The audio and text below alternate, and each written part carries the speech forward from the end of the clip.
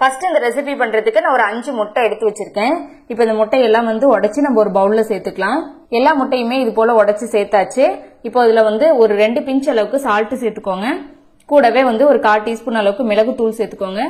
இது கூடவே நல்ல ஒரு 2 பிஞ்ச் அளவுக்கு மஞ்சள் தூள் சேர்த்துக்கலாம். சேர்த்துட்டு ஒரு ஃபோர்க் அப்படி இல்லைன்னா ஒரு விஸ்க் வச்சுட்டு இதை நல்லா வந்து அடிச்சுட்டு எடுத்துக்கலாம். நம்ம நல்லா கலந்து விட்டுறலாம்.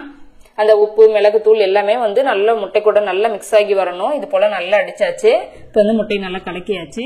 இப்போ நம்ம வீட்டில் இருக்கிற டிஃபன் பாக்ஸ் அப்படி இல்லைன்னா ஒரு சின்ன பாத்திரம் எடுத்துட்டு இது போல நல்லா ஒரு கொஞ்சம் எண்ணெய் விட்டு நல்லா வந்து கிரீஸ் பண்ணி எடுத்துக்கலாம். அப்போ வந்து நம்ம முட்டை வேக வச்சு எடுக்கும்போது ரொம்ப ஈஸியா இருக்கும். நம்ம கலக்கி வச்சிருக்கிற முட்டையை உள்ள சேர்த்துடலாம். இப்போ நான் இட்லி பாத்திரத்துல தண்ணி ஊற்றி வச்சிருக்கேன். இதுல வந்து ஒரு சின்னதா பிளேட் அப்படி இல்லைன்னா ஒரு ஸ்டாண்ட் வச்சுட்டு நம்ம ஊற்றி வச்சிருக்கிற முட்டை குண்டாவை உள்ள வச்சிடலாம். தண்ணி எதுவும் உள்ள போகாத இருக்கிறதுக்காக மேல ஒரு பிளேட் போட்டுட்டு நல்லா மூடி வச்சிடலாம். இப்போ இட்லி பாத்திரத்தோட மூடி போட்டுட்டு நல்ல ஒரு மிதமான தீயில வச்சு ஒரு 7 to 8 நிமிஷத்துக்கு இதை நல்லா வேக வச்சுட்டு நம்ம எடுத்துக்கலாம். இப்போ நல்லா வெந்து வந்துருச்சு. இப்போ நம்ம வந்து ஓபன் பண்ணி பார்க்கலாம். நல்லா இப்போ வந்து நல்லா மேல வெந்து உப்பி வந்திருக்கு. இப்போ வந்து இதை எடுத்து கீழே வச்சிடலாம். இப்போ மிக்சிங் பவுல்ல 2 டேபிள் ஸ்பூன் அளவுக்கு மைதா மாவு சேர்த்துக்கோங்க. கூடவே 1.5 டேபிள் ஸ்பூன் அளவுக்கு கார்ன்ஃபிளவர் மாவு சேர்த்துக்கோங்க. இப்போ இதுல 1 டேபிள் ஸ்பூன் அளவுக்கு கடலை மாவு சேர்த்துட்டு கூடவே 1 டேபிள் ஸ்பூன் அளவுக்கு அரிசி மாவு சேர்த்துக்கோங்க. இப்போ இதுல ஒரு 3/4 டேபிள் ஸ்பூன் அளவுக்கு தனி மிளகாய் தூள் சேர்த்துட்டு ஒரு 1/4 டீஸ்பூன் மஞ்சள் தூள் சேர்த்துக்கலாம். இப்போ இதுக்கு தேவையான அளவுக்கு உப்பு சேர்த்துக்கோங்க. நான் ஒரு 1/2 ஸ்பூன் அளவுக்கு உப்பு சேர்த்திருக்கேன். சேர்த்துட்டு இதுல நல்லா 1 டேபிள் ஸ்பூன் அளவுக்கு இஞ்சி பூண்டு விழுது சேர்த்துக்கலாம். இது கூடவே நல்லா ஒரு 1/4 லெமனோட ஜூஸை புளிஞ்சு விட்டுக்கலாம். இப்போ இதெல்லாம் ஒன்று சேர்ந்து வர அளவுக்கு நல்லா வந்து ஒரு வாட்டி பெசரி விட்டுட்டு கொஞ்சமா தண்ணி தெளிச்சுட்டு நல்ல ஒரு திக்கான பேஸ்டா ரெடி பண்ணிக்கலாம். இதை வந்து சரியான பதத்துல கலந்துக்கிட்டோம்னா தான் அந்த முட்டையில நல்லா கோட்டாகி வரும். இல்லைன்னா அப்படின்னா தண்ணியாட்ட வந்து உதிர்ந்து போயிடும். மசாலா வந்து நமக்கு ஒட்டி வராது. இந்த பதத்துல இருக்கணும். இந்த அளவுக்கு கலந்தாச்சு. நான் வந்து கறி மசால் தூள் போட மிஸ் பண்ணிட்டேன். இதுல வந்து 1 டீஸ்பூன் அளவுக்கு கறி மசால் தூள் சேர்த்துக்கோங்க. ரொம்ப சூப்பரா இருக்கும்.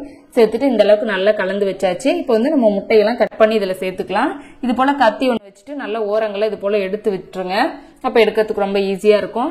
நல்லா எடுத்து விட்டுட்டு ஒரு பிளேட் வச்சு நல்லா கவுத்துட்டு டேப் பண்ணீங்கன்னா அழகா எடுக்க வந்துடும். இப்போ இது போல நல்லா எடுத்தாச்சு. ஒரு கத்தி வச்சுட்டு நல்லா இது வந்து ஒரு சின்ன சின்ன பீஸா நம்ம வந்து கட் பண்ணி எடுத்துக்கலாம். இப்போ இது போல நான் கட் பண்ணி எடுத்திருக்கேன். இப்போ நம்ம கலக்கி வச்சிருக்கிற மசாலாவில் இது எல்லாமே சேர்த்து நல்லா வந்து நம்ம பெசரி எடுத்துக்கலாம். நம்ம வந்து சரியான பதத்துல வந்து கரைச்சி எடுத்தோம்னா தான் இந்த மசாலா இது போல கோட்டாகி வரும். தண்ணியாட்டம் இருந்துச்சுன்னா வந்து நமக்கு வந்து இது போல ஒட்டி வராது. மசாலா பிரிஞ்சு போயிடும். இது போல நல்லா எல்லாத்தையுமே கலந்து வச்சாச்சு. வந்து எண்ணெயும் ஊத்திருக்கேன். நல்லா காஞ்சிட்டு இருக்குது. இப்ப நல்லா ஹை ஃபிளேம்ல வச்சு காஞ்சதுக்கு அப்புறம் மீடியம் ஃபிளேமுக்கு மாத்திக்கோங்க. மாத்திட்டு இப்ப இதை ஒவ்வொன்னா சேர்த்துட்டு நல்லா போட்டு பொரிச்சு எடுத்துக்கலாம். மிதமான தீயிலே வச்சுட்டு நல்லா ஈவனா கலந்து விடுங்க. நல்லா கலந்து விட்டுட்டு அதுக்கப்புறம் வெந்தது எல்லா பக்கமும் நல்லா வெந்து வந்ததுக்கு அப்புறம் நம்ம வெளியில எடுத்துடலாம்.